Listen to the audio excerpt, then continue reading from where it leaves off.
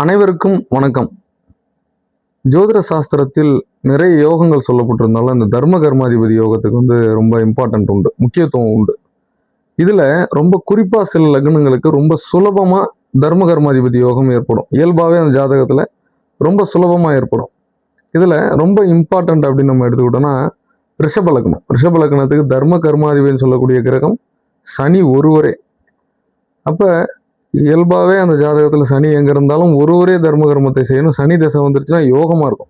சனி மட்டும் அந்த ஜாதகத்துல கெடாம இருந்துட்டா போதுமானது அப்படின்னு அடிப்படை விதிகள்லயே சொல்லப்பட்டிருக்கு. இப்போ ரிஷப லக்னம் பொறுத்த வரைக்கும் ரொம்ப இயல்பாவே இந்த தர்ம கர்மாதிபதி யோகம் ஏற்படும். அதே மாதிரி கன்னியா லக்னம். கன்னியா லக்னத்துக்கு பார்த்தீங்கன்னா சுக்கிரன் புதன் அநேகமா இது பூமிக்கு உள்வட்ட கிரகங்கள் என்பதால் எப்போதுமே 30 பாகைக்குள்ள இருக்கக்கூடிய கிரகம். இந்த ரிஃப்ளெக்ஷன் நல்லாவே இருக்கும். இப்போ சுக்கிர தசையோ புதன் தசையோ கன்னியா லக்னத்துக்கு நடந்தால் இந்த அமைப்பு அவங்களுக்கு இந்த தர்ம கர்மாதிபதி யோகம் செயல்படும் அப்படின்றது நார்மல், இயற்கையாகவே அமையும். அதே மாதிரி தனுசு லக்னம். தனுசு லக்னம் பொறுத்த வரைக்கும் 9, 10க்கு அதிபதிகளாகிய சூரியன் புதன் இதுவும் கிட்டத்தட்ட 30 பாகைக்குள்ளார பயணிக்கக்கூடிய கிரகங்கள்.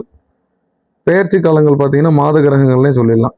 ஸோ இந்த மாதிரி அதே மாதிரி எடுத்துக்கிட்டிங்கன்னா அடுத்த லக்னமாக மகர லக்னம்.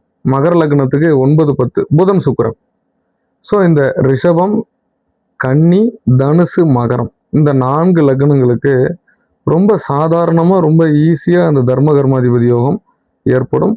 நல்ல வயது காலத்தில் இவங்களுக்கு இந்த தர்ம கர்மாதிகளாகிய கிரகங்களுடைய தசாபுத்திகள் அந்த ஜாதகத்தில் கெடாமல் இருக்கும் நிலையில் நல்லபடியாக இந்த ஜாதகர் செட்டில் ஆகிடுவாங்க. நீங்கள் இதை ஆராய்ச்சி பண்ணி பாருங்கள், ரொம்ப சரியாக இருக்கும். ரிஷபம், கன்னி, தனுசு, மகரம் இந்த 4 லக்னங்களுக்கு ரொம்ப ஈஸியாக அந்த விதி பொருந்தும்.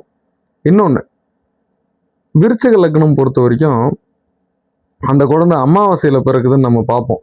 சூரியன் சந்திரன். விருச்சிகத்துக்கு சந்திரன் 9க்கு அதிபதி, பாக்கியாதிபதி, 10க்கு அதிபதி சூரியன். அப்போ அந்த சந்திரன் சூரியன் இணைவே இந்த விருச்சிக லக்னத்துக்கு அமாவாசையாக இருக்கும். அந்த திதியில் பிறந்தனாலும் ரொம்ப யோகம். எடுத்து பாருங்க, அது சந்திர தசையோ அல்லது சூரிய தசையோ அல்லது அந்த கிரகங்களோட இணைந்த கிரகங்களுடைய தசையோ நடந்ததுன்னா அந்த விருச்சிக லக்னத்துக்கு யோகமா இருக்கும். ஸோ ஜாதகம் பார்க்குறோம் அப்படின்றத தாண்டி சில விதிகளை நம்ம ரொம்ப எளிமைப்படுத்தி நம்ம நினைவில் வச்சுக்கணும் எப்பவுமே. அப்போ நம்ம பலன் சொல்றதுக்கு ரொம்ப ஈஸியாக இருக்கும். மிக்க நன்றி. மற்றொரு பதிவில் சந்திப்போம்.